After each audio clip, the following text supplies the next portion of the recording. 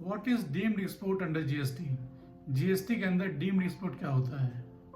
Hello friends, this is your host Sandeep Singh and I welcome you on my channel Tax-Wise Insights.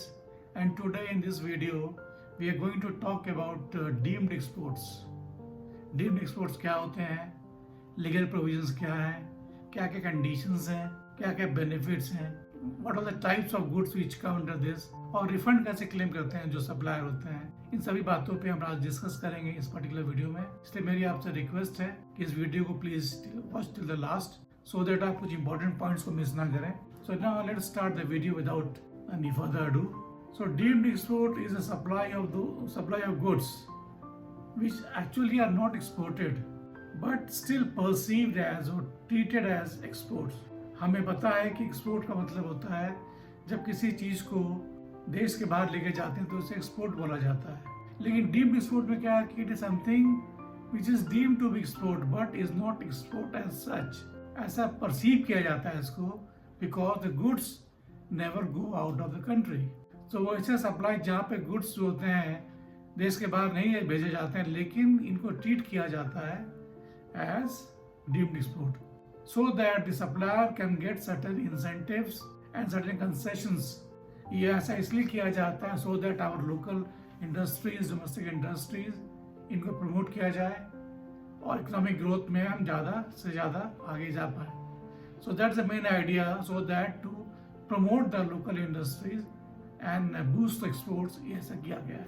So now the legal provision, section 147 of the CGST act 2017, this talks about the provision of deemed export. Under this section it says that the central government on the recommendation of the GST Council may notify certain supply of goods as deemed exports.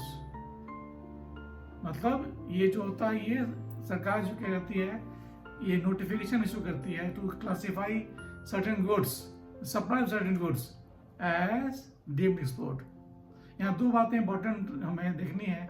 पहली बात ये है कि जो deemed export होता है it is only in relation to goods.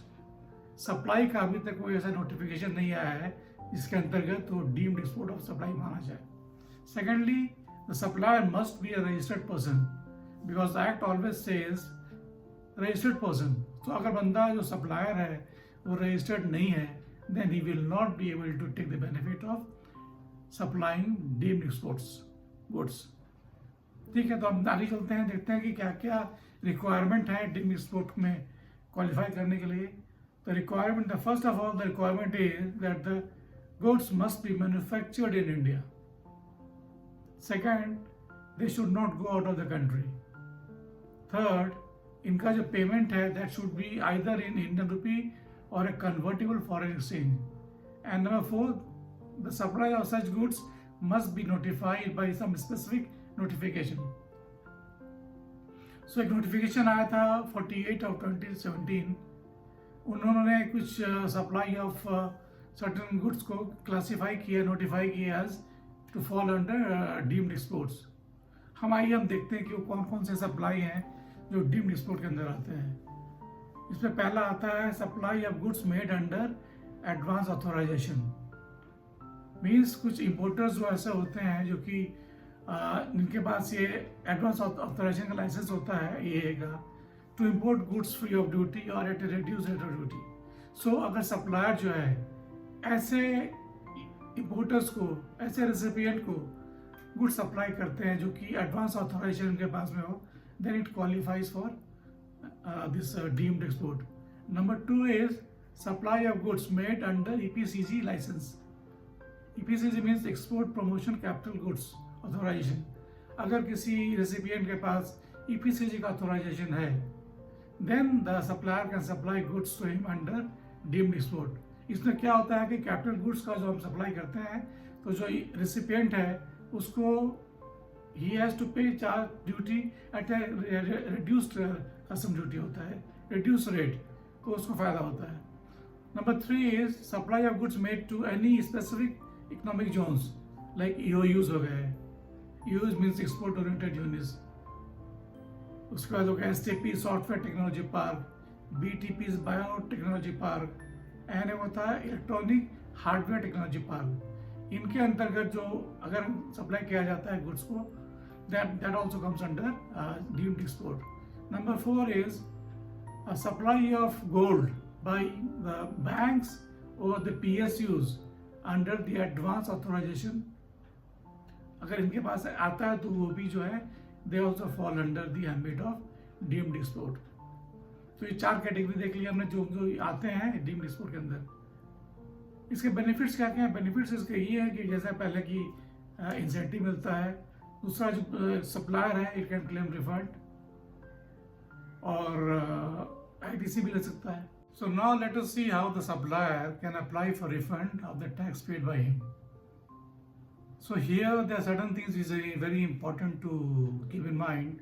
The supplier, while submitting his application for refund, must enclose the following documents. Number 1, he must enclose the statement of invoices, a complete statement of all the invoices.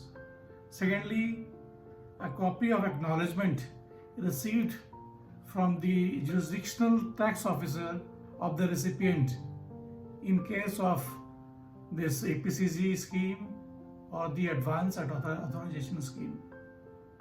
Number 3, a duly signed tax invoice by the recipient in case he has taken the benefit of EPCG scheme, that EOUs, STPs, biotechnology parks और electronic hardware technology parks, इनसे relation कुछ है तो उसका duly sign tax invoice लगेगा। Number 4 is one undertaking must be given by signed and given by the recipient that he is not going to claim ITC. एक और undertaking signed by the recipient that he will not claim the refund. So by incorporating these documents, the supplier can apply for refund of the tax paid by him and he gets the refund. So that is all about deep exports, my dear friends. अगर आपको ये video पसंद आया तो please like कर दें, channel को subscribe करें प्लीज़, एंड बेल आइकन को प्रेस करेंगे तो फ्यूचर के जो भी मेरे वीडियोज़ आएंगे वो आपको मिलेंगे, नोटिफिकेशन मिलेंगे आपको, because it's my humble attempt to give value to my viewers based on my own experience in the department. So that is all, my dear friends. Take care of yourself. Goodbye.